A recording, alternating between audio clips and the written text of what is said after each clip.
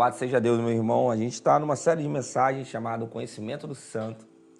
Uma série de mensagens que a gente fala acerca de quem é Deus, sobre os seus atributos, sobre o que Ele faz, sobre o que Ele sente. E a gente já esteve falando algumas semanas. Semana passada a gente não teve porque a gente antecipou a mobilização de oração, que seria hoje. A gente fez semana passada. E hoje nós vamos estar falando sobre quem é Deus, na verdade, conhecendo a Deus. E mais uma vez eu separei 3 atributos de Deus, para que a gente possa conhecer o que Ele faz com a sua vontade, o que Ele pensa acerca de nós, quais são os seus planos, o seu propósito. Como eu sempre estou dizendo aqui em algumas pregações, conhecer a Deus é algo meio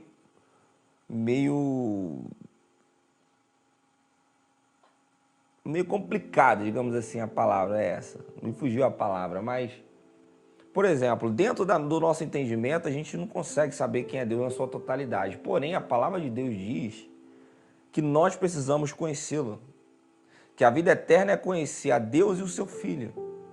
Então, se a palavra de Deus diz que nós devemos conhecê-lo, isso quer dizer que, de acordo com o conhecimento que a Bíblia libera para nós, dá acesso a gente precisa conhecer.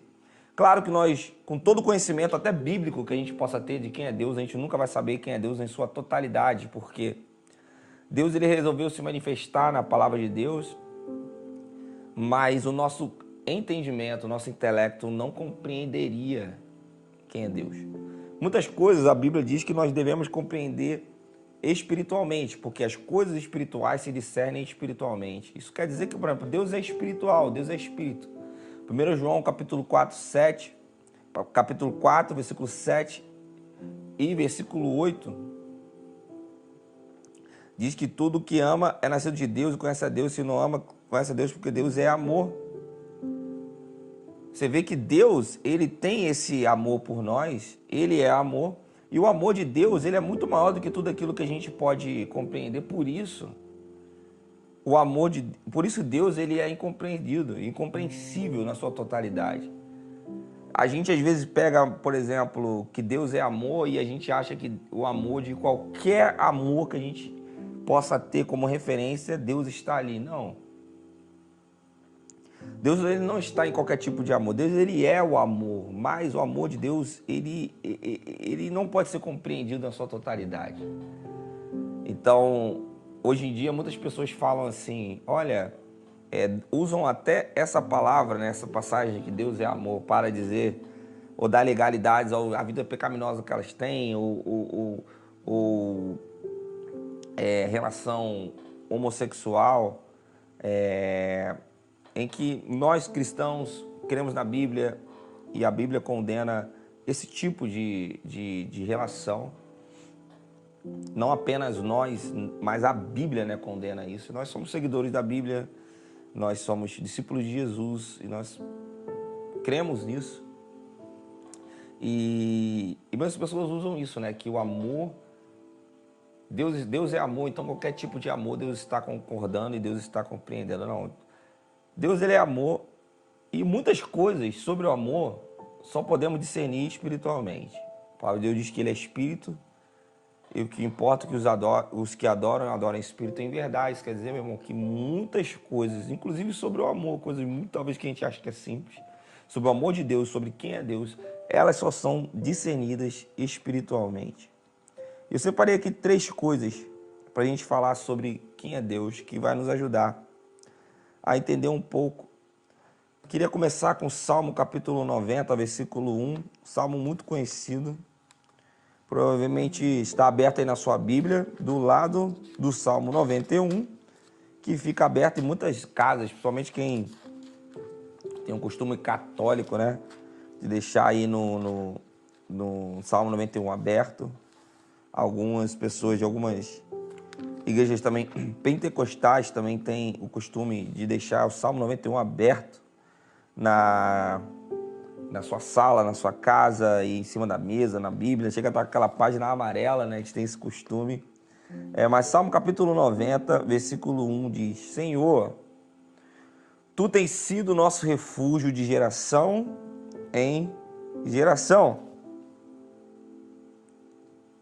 Antes que os montes nascessem, antes que formassem a terra e o mundo, de eternidade a eternidade, tu és Deus. Meu irmão, Deus ele tem sido o nosso futuro, o nosso refúgio de geração em geração. E eu queria que você pegasse essa palavra para você essa noite. Sabe, vamos falar sobre a eternidade de Deus. Deus ele é eterno, isso quer dizer que ele não tem passado nem futuro. Isso não quer dizer que isso quer dizer que Deus ele sempre existiu. E para mim era muito complicado entender isso. Eu me lembro de como eu era criança, eu perguntei ao meu pai, mas quando foi que Deus apareceu? Quem criou Deus, sabe? Ele falou, cara, ninguém criou Deus. Deus ele é eterno e Deus sempre existiu. Isso não estava na minha cabeça só porque tem que ter um início. Por quê? Porque a gente vive dentro de um tempo. E tudo que a gente conhece tem a ver com coisas que são sucessivas. Nós habitamos dentro de um tempo, do amanhã, do ontem, do hoje. Então, quando as palavras sobre tempo aparecem nas Escrituras, sempre se refere ao nosso tempo, não ao tempo de Deus. Quando fala sobre tempo, geralmente está dizendo ao nosso tempo, porque, na verdade, o nosso tempo habita dentro de Deus. Eu já falei isso outras vezes aqui. Deus, ele habita numa eternidade, porque Deus é eterno, e o tempo habita dentro de Deus. Sempre gosto de usar essa ilustração, já usei ela várias vezes, mas imagine que tudo isso que está atrás de mim aqui é a eternidade de Deus, é onde Deus habita. Imagine que é a sua televisão, é toda essa tela, né? Daqui até aqui, é a eternidade de Deus. Toda essa tela é a eternidade de Deus.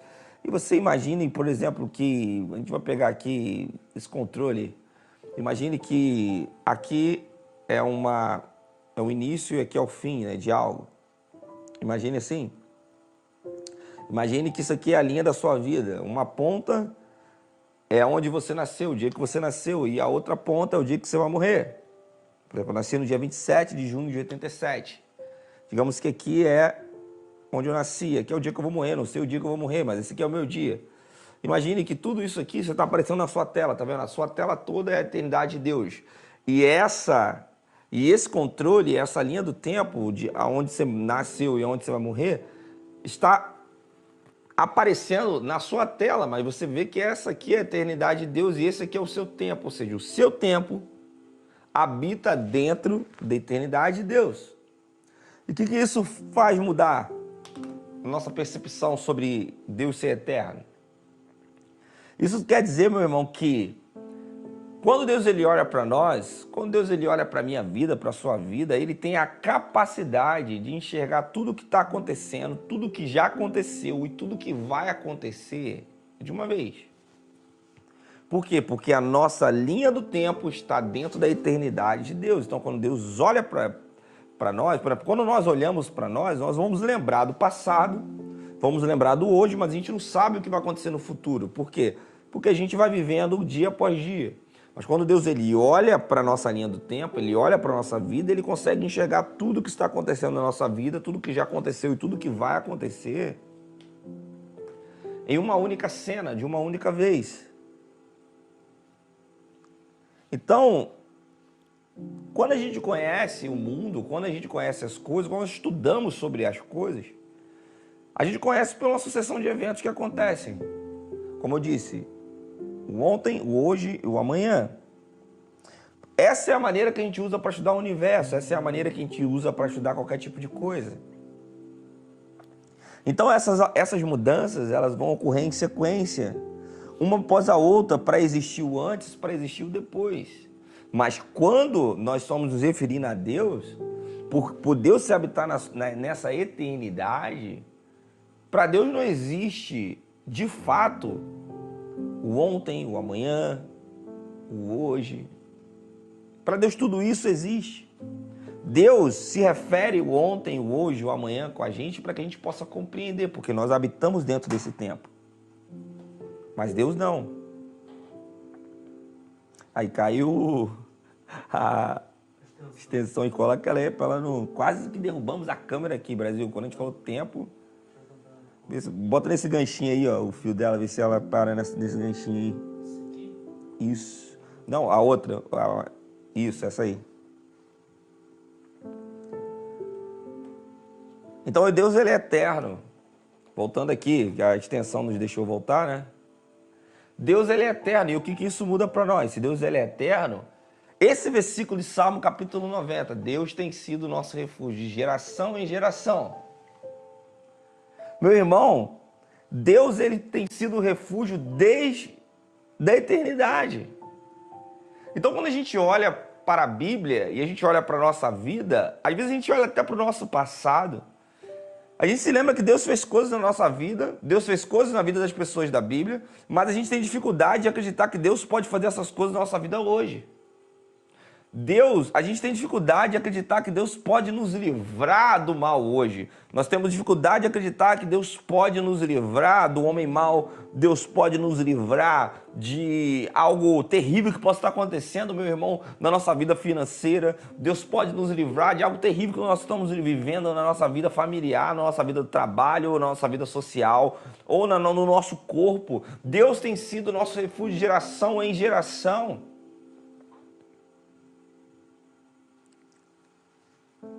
Sabe, Deus é eterno e Ele pode e sempre continuará sendo o refúgio, um esconderijo, um lugar de descanso para os seus filhos.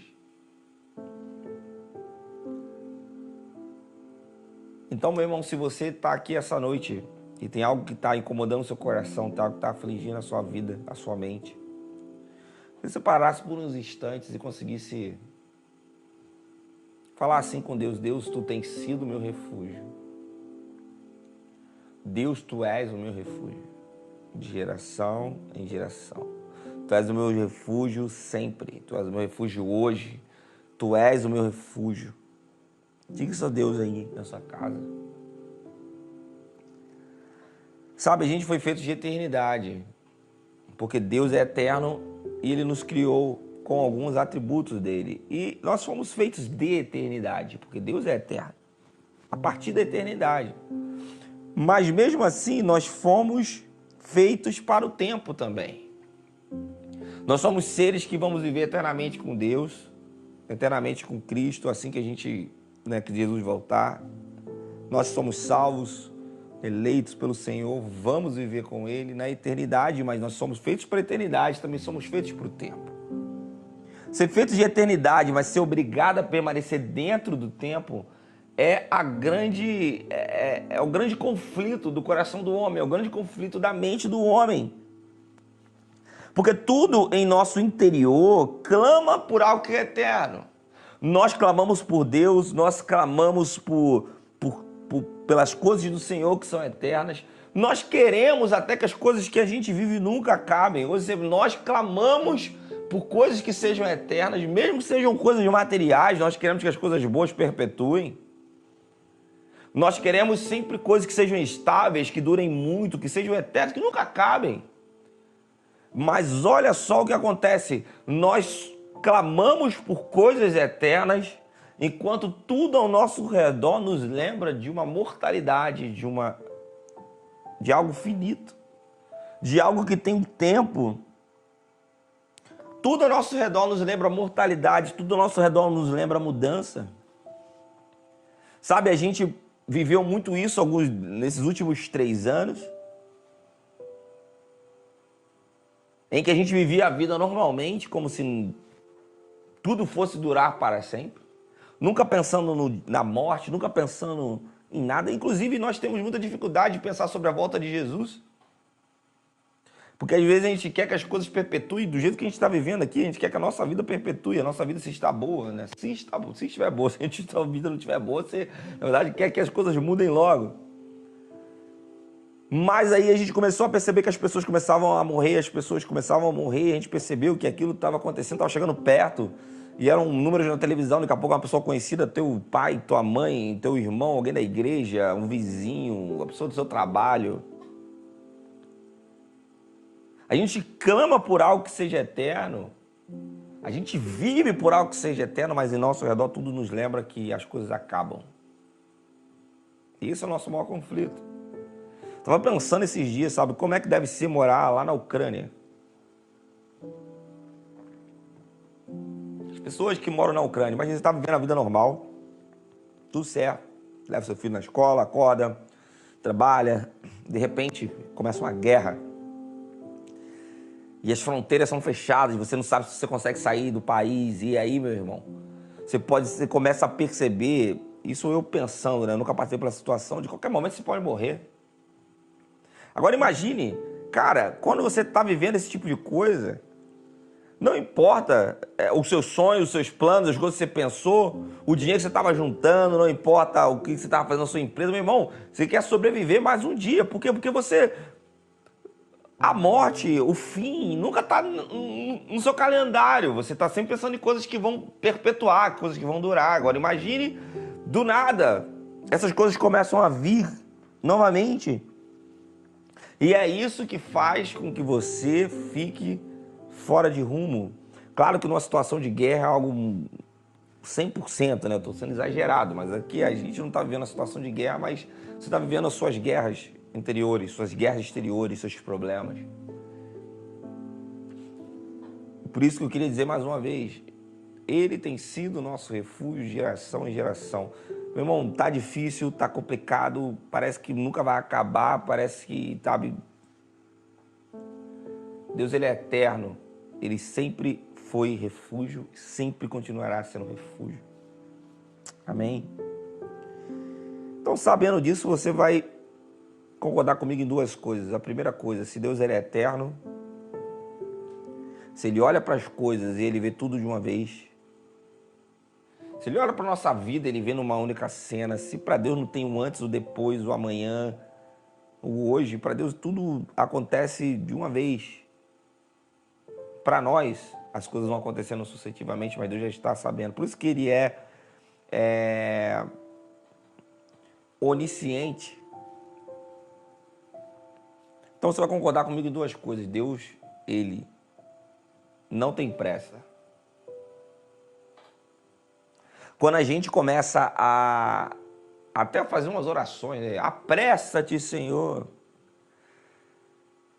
Tem a ver com a nossa pressa, tem a ver com o nosso tempo. Até o tempo que Deus criou para que nós pudéssemos habitar. Mas olhando a grosso modo, Deus ele não tem pressa. E outra, Deus ele também não se atrasa. Por que Deus não tem pressa nem Deus se atrasa? Porque Deus, o tempo serve a Deus.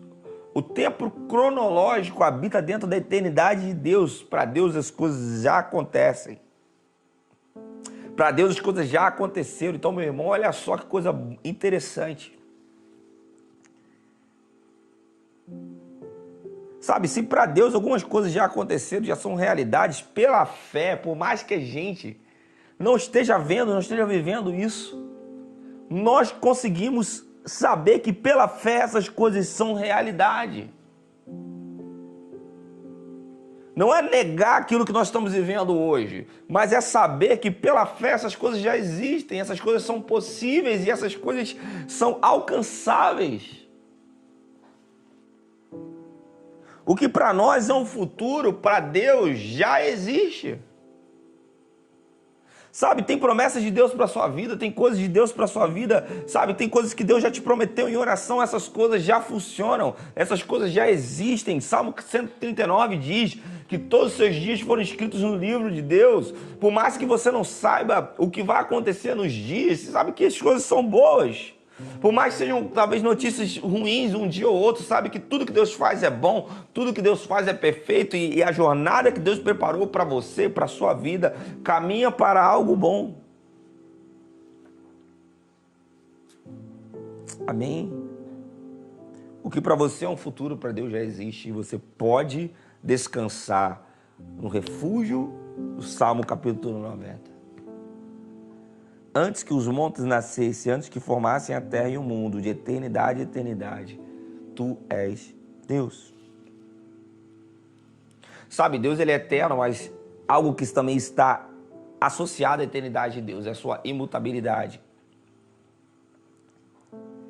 Dizer que Deus é imutável significa dizer que ele jamais vai se diferenciar dele mesmo. Deus, ele jamais se difere de si próprio. Deus, ele continuará sendo Deus, ele continua sendo bom, continua sendo Deus, como já diz aquela canção.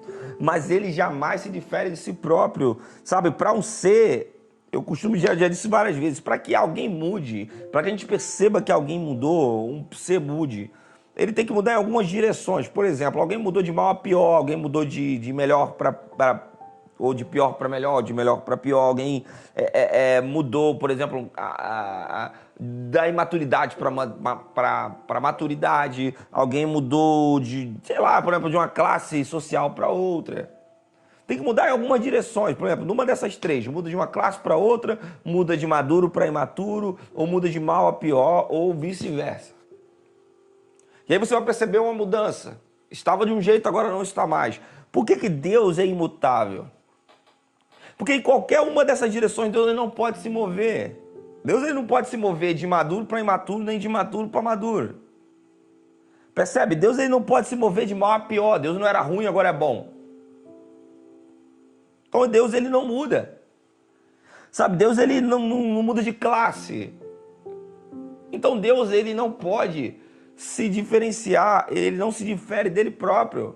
Então Deus ele é o mesmo. E por isso algo bem interessante acontece. Existe um erro, a gente acha que Deus do Antigo Testamento era um e o Deus do Novo Testamento era outro. Ou do Novo Testamento é outro. Não, Deus ele é o mesmo Deus. Não, então por que Deus matava as pessoas que desobedeciam? E Deus não faz isso hoje? Será que Deus ele não é mais irado? Sabe, uma coisa que eu tinha dúvida, eu falava assim, poxa, mas por que Deus, será? Eu faço as perguntas assim, né? Por que Deus matava as pessoas lá na época do rei Davi? Deixava o povo lá, o povo de Davi, né? O povo de Israel ia lá e entrava nas guerras, matava todo mundo. Por que Deus fazia isso? Não está escrito não matarás, né? Aí vem várias portas abertas, né? Não matarás tem mais a ver com não assassinarás. Mas sem motivo, né? Sem razão. Mas numa guerra, né? É um outro assunto para outro estudo. Mas o fato de Deus proteger o povo de Israel e fazer com que o povo entrasse nas batalhas, matasse e sobrevivesse, foi porque Deus ele escolheu um povo, né? Escolheu ali o povo de Israel para que Jesus pudesse vir, para que Jesus pudesse nascer. E para que Jesus nascesse da descendência de Abraão, porque Deus ele fez uma promessa para Abraão, né? Que de ti faria uma grande nação, e que Jesus seria descendente do rei Davi. Para que isso acontecesse, Davi tinha que nascer, né? E os seus filhos, até que chegasse até Jesus. Então, para que isso acontecesse, toda vez que vinha alguém matar o povo de Deus, Deus protegia o seu povo, porque Deus tinha um plano, Jesus precisava nascer. Então, para Jesus nascer, Deus ele tinha que proteger aquele povo. Quando o sumo sacerdote entrava lá no Santo dos Santos, em pecado ele morria. Hoje a gente entra na presença de Deus muitas vezes em pecado, a gente não morre.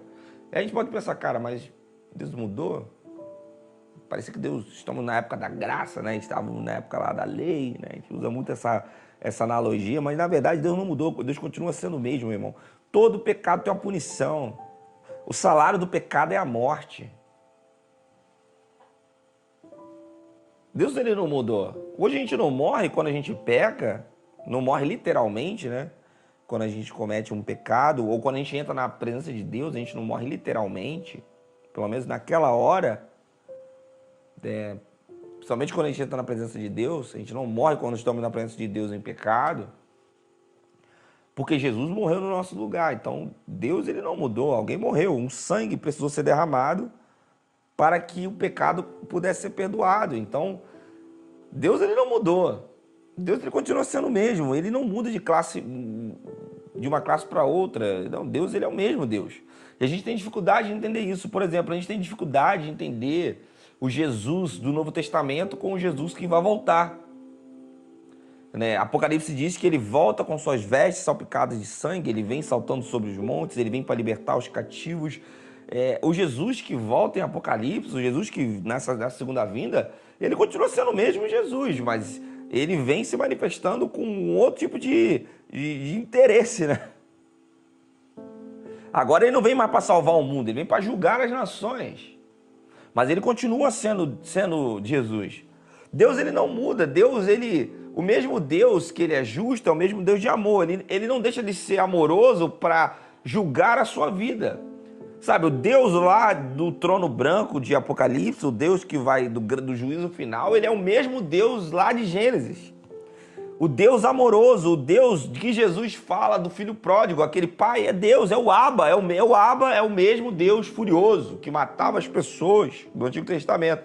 É o mesmo Deus que julgará no juízo final, e ele não deixa de ser uma coisa para ser outra, porque Deus, ele não pode mudar de classe. Nós temos essa dificuldade de entender. Por quê? Porque nós somos mutáveis, nós mudamos, mas Deus, ele é imutável. Deus, ele consegue ser duas coisas continuando sendo a mesma pessoa. A gente que não. Por isso que a gente usa aquela palavra, né? A pessoa tem duas caras, ou a pessoa é falsa, né? Por quê? Porque ela se finge ser uma coisa que ela não é. Ela é uma coisa num lugar e é uma outra coisa na outra. Mas Deus não. Deus, ele é a mesma pessoa. Ele não consegue mudar. Ele não sai de maturidade para imaturidade, nem vice-versa. Ele não muda de classe. Ele não sai de mal a pior, de pior a melhor. Deus, ele é o mesmo. E aí você pode perguntar, mas cara, o que isso tem a ver com a minha vida? Isso é importante, por quê? É importante você saber disso e entender isso com o seu coração, porque no mundo que a gente vive, em que as pessoas apertam a sua mão hoje, falam que estão contigo, falam que te amam, amanhã a pessoa está te traindo, cara. Amanhã os acordos são quebrados, amanhã as coisas não são levadas como eram. Hoje as pessoas falam que te amam, amanhã essa é a mesma pessoa que enfia uma faca nas suas costas. E por que é importante saber que Deus é imutável? Porque no mundo em que as pessoas mudam com você, Deus não muda. Além dele ser o seu refúgio de geração em geração, ele é imutável.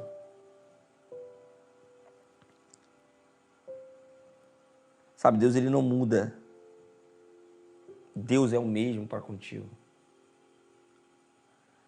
E aí, quando você começa a olhar sobre a gente e nosso relacionamento com Deus, você vai perceber o seguinte: nem o homem, nem o mundo são fixos.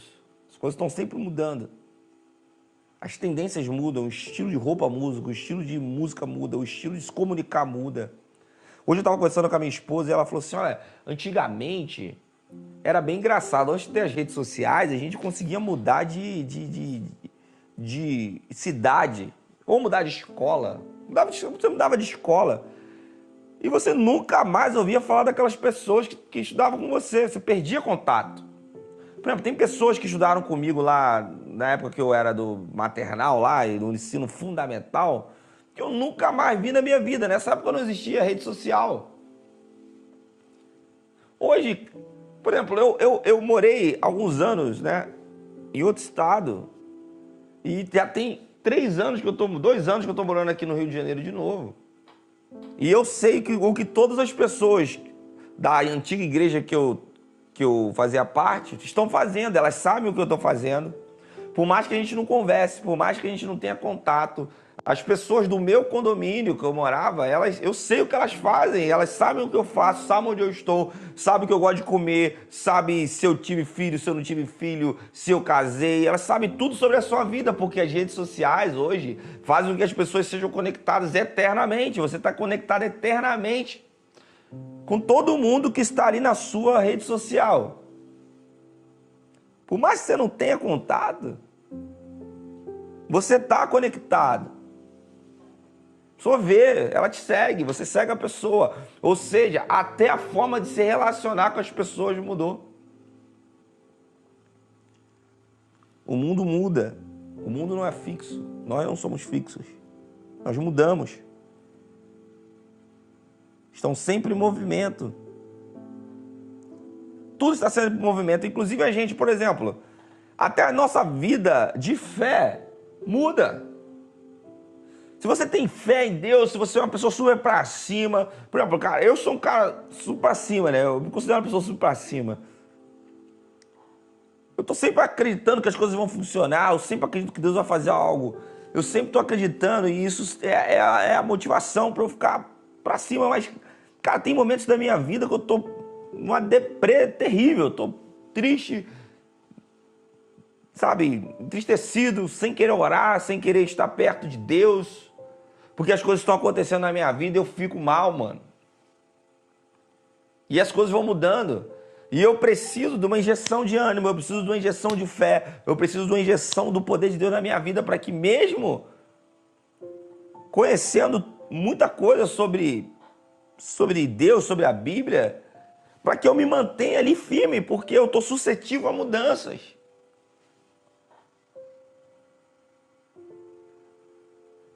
A gente não vive o tempo todo feliz. Por mais que você tenha fé em Deus, é inevitável a mudança na sua vida. Deus é imutável, mas a mudança em Deus ela é impossível de acontecer. Mas a mudança em nossa vida e ao nosso redor é inevitável. As coisas vão mudar. Vão mudar. Por exemplo, se você é um cara que gostava de música dos anos 70 e você está vivo até hoje, meu irmão, tem algo terrível para eu te dizer. Nós estamos em 2022, as músicas mudaram. Se você é um roqueiro, tem algo para te dizer, meu irmão. O rock praticamente morreu. Você não ouve mais rock, eles estão na fase do trap, né? É do trap e do sertanejo. Infelizmente, João tá falando aqui. Mas, meu irmão, mudou. Se você é da época, sabe, de aquelas canções da igreja, de Vencedores por Cristo, de Asaf Borba, que ainda faz muita coisa muito legal. E sabe, mas meu irmão, a gente sempre assim, o bom era a minha época. A gente vai fazer, eu vou falar isso também, quando os meus filhos tiverem maior, eu vou falar que o bom era a minha época.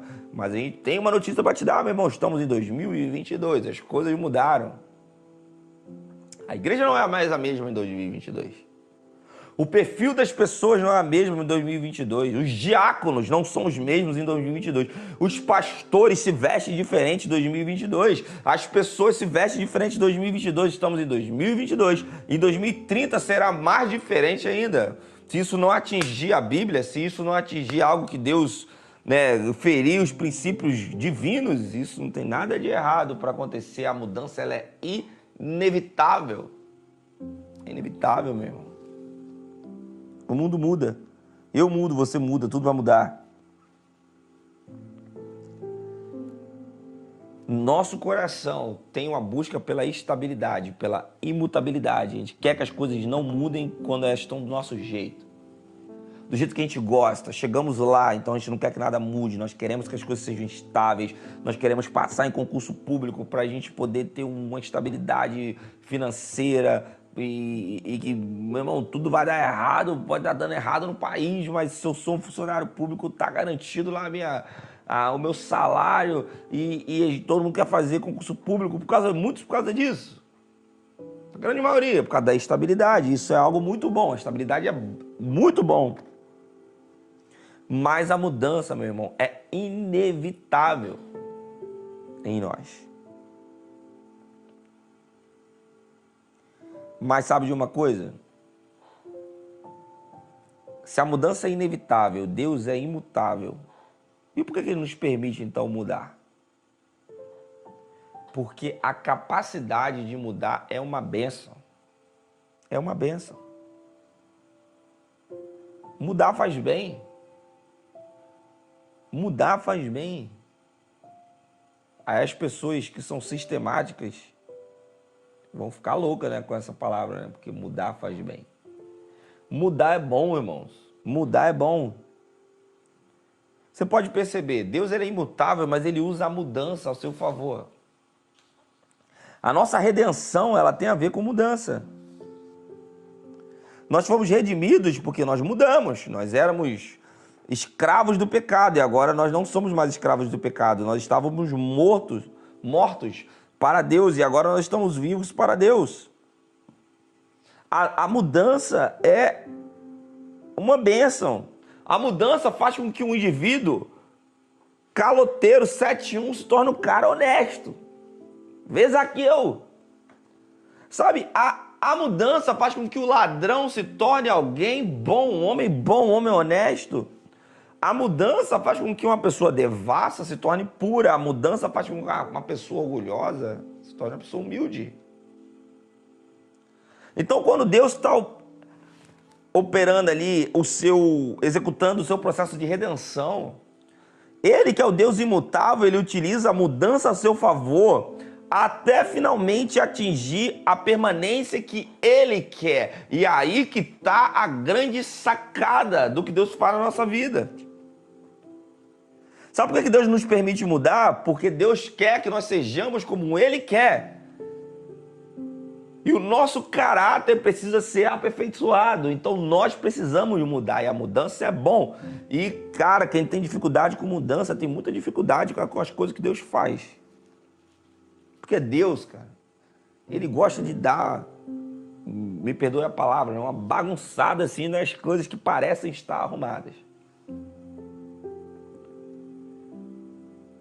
Simplesmente Deus chega para você e caminha a sua vida numa direção, você começa a remar naquela direção, a remar que eu digo no modo figurativo, né? Você começa a crescer e nessa direção, tá dando tudo certo, tá uma bênção. De repente Deus aperta um botão, sei lá, que existe, deve ter um botão no céu escrito reset. Deus aperta aquele botão e tudo fica fora do lugar. Alguém da sua família importante morre, você é demitido, seu emprego, a sua empresa quebra, você vai morar em outro estado, muda de país. E você precisa fazer algo que é chamado recomeçar. Pensa aí, meu irmão, quantas vezes você já recomeçou na sua vida? Quantas coisas você já teve que recomeçar? Quantas vezes você já recomeçou no seu trabalho? Deixa eu falar uma coisa, esses dias eu estava conversando com a minha esposa, eu falei assim, cara, não aguento mais recomeçar, velho. Eu não aguento mais recomeçar. Aí ela falou, eu falei, cara, sei lá, eu queria fazer algo pelo menos uns 10 anos, algo. Tô fazendo algo, depois de 3 anos, Deus fala, não, beleza, agora você vai fazer outra coisa, vai fazer outra coisa, fazer outra coisa. Sempre recomeçando algo. E às vezes eu fico pensando, cara, mas se é Deus que está fazendo eu recomeçar, o meu processo tem a ver com mudança, o meu processo tem a ver com vários recomeços. Muitas coisas você vai precisar recomeçar, meu irmão. Muitas coisas você vai precisar recomeçar. Persistir, resistir, até Deus falar para você, ok, agora vai fazer outra coisa. E você precisa estar com o coração aberto e com o ouvido atento à voz de Deus. O que Deus mais quer em nós é um coração obediente.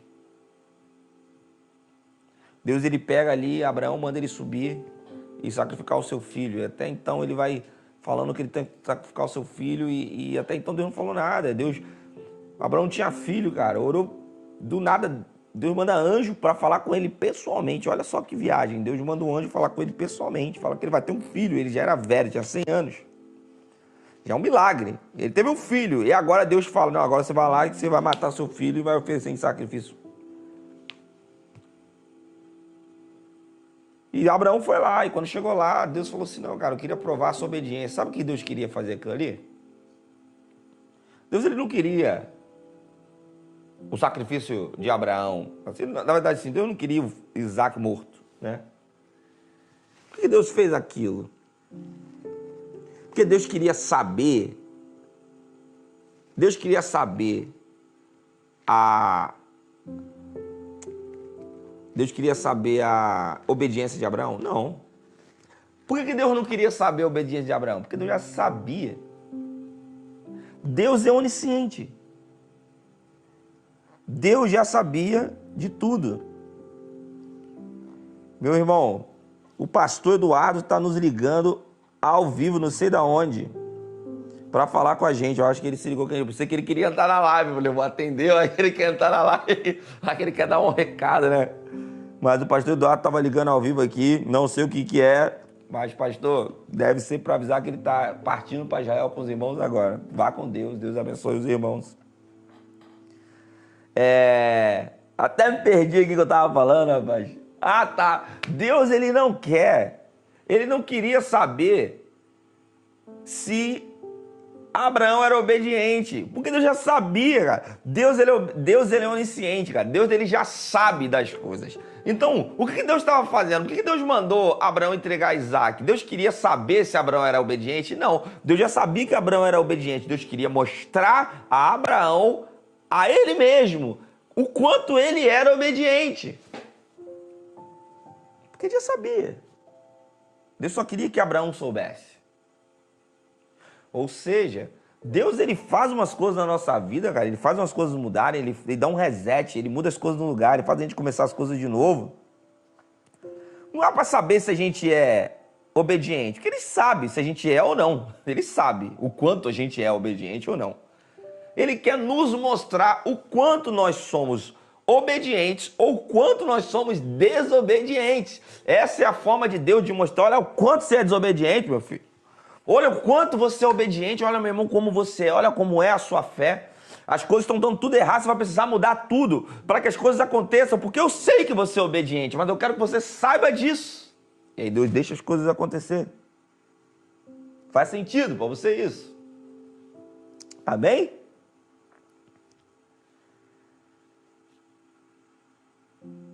Então, para que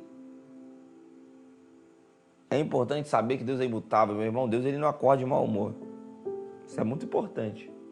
Sua mulher acorda de mau humor, seu filho acorda de mau humor, você acorda de mau humor, você tem dias ruins, Deus não.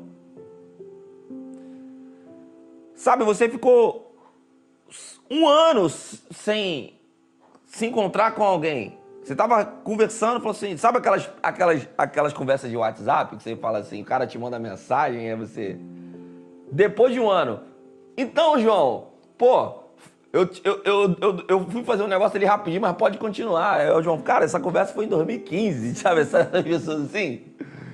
Só não querem te responder. Nós ficamos chateados quando as pessoas não estão mais nos dando importância. Mas Deus, quando você volta, ele fala, onde a gente parou? Te ouvi essa semana isso. E ele continua. Deus, ele não te ama mais num dia, Deus não te ama menos no outro. Deus, ele é imutável, cara. Deus, ele não te ama mais na época que você se converteu, que você estava cheio de fogo, de fome, e hoje ele te ama menos. Não, cara, Deus, ele te ama do mesmo jeito. Ele não sofre variações, Deus, ele não pode ser persuadido. Deus, ele não pode ser convencido. Aí você fala, cara, mas lá no Antigo Testamento tem uma passagem, né, que Deus foi convencido e acrescentou mais uns anos na vida. Lá do rei, mas isso aí é uma outra porta. Mas Deus, ele não pode ser persuadido. Ele não pode mudar. Ele não tem variação.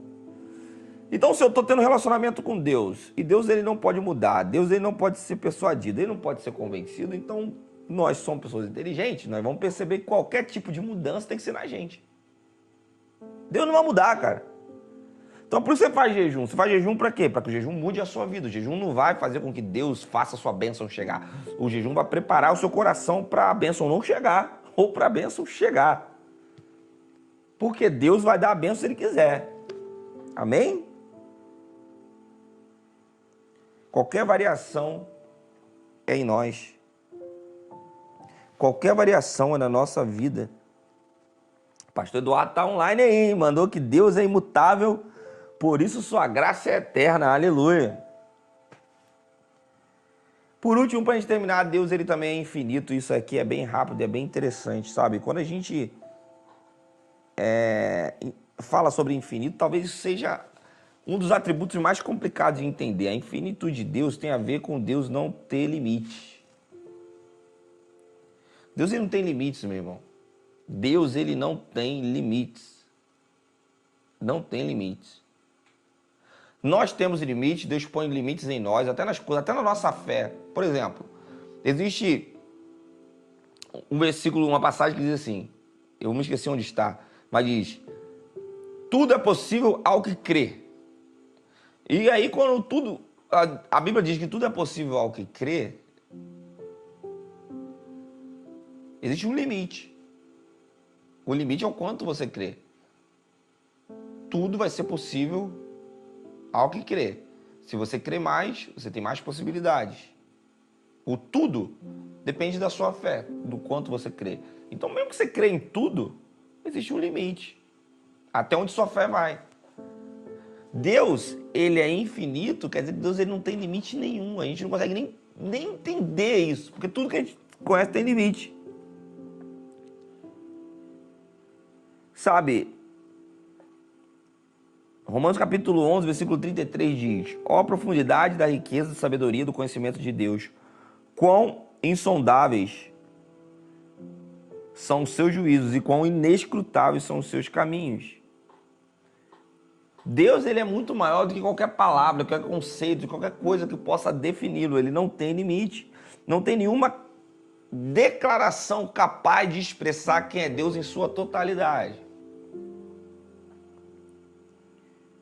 Por isso a gente não pode usar algumas medidas, por exemplo, tamanho, altura, peso, para se referir a Deus. A gente faz isso para a gente entender. A gente fala, Deus é grande, Deus é infinito, a mão de Deus é grande, sabe? Deus tem um grande coração, mas isso aí é para a gente entender, mas nada dessas palavras, nenhum desses conceitos define realmente a grandeza de Deus ou quem Deus é. Porque Deus não existe proporção. Todas essas palavras, medidas, peso, tamanho, tudo é usado para proporção. E Deus ele não tem proporção. Deus ele é infinito. Deus ele é tudo que ele é, sem colocar, sem tirar, sem adicionar, sem crescer, sem se desenvolver. Deus ele já é o que é. Nada em Deus é mais, ou nada em Deus pode ser menos, nada em Deus é grande ou pequeno, ele simplesmente é Deus, ele é infinito, não existe limite para ele. Então, se Deus é infinito, tudo que provém da natureza de Deus também é infinito. Por exemplo, se Deus é infinito, o seu amor é infinito. Se Deus é infinito, a sua bondade é infinita. Se Deus é infinito, a sua graça é infinita. Se Deus é infinito, a sua misericórdia é infinita. Por isso que onde abundou o pecado, superabundou a graça. Porque, meu irmão, não existe nada maior do que Deus. Aleluia.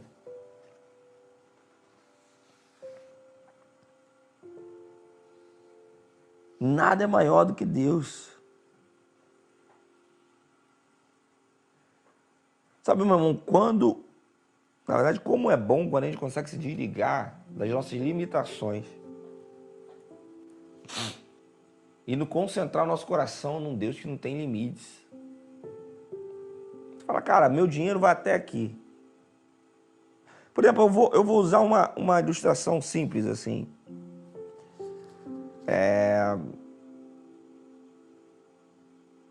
Tem algumas viagens, por exemplo, o pastor faz caravanas para Israel. E aí você pode pensar assim, cara, eu não tenho dinheiro para ir para Israel, porque, cara, é caro demais e meu dinheiro vai só até aqui, meu salário vai só até aqui. Quando você pensa nisso, você define a sua vida pelo que você tem.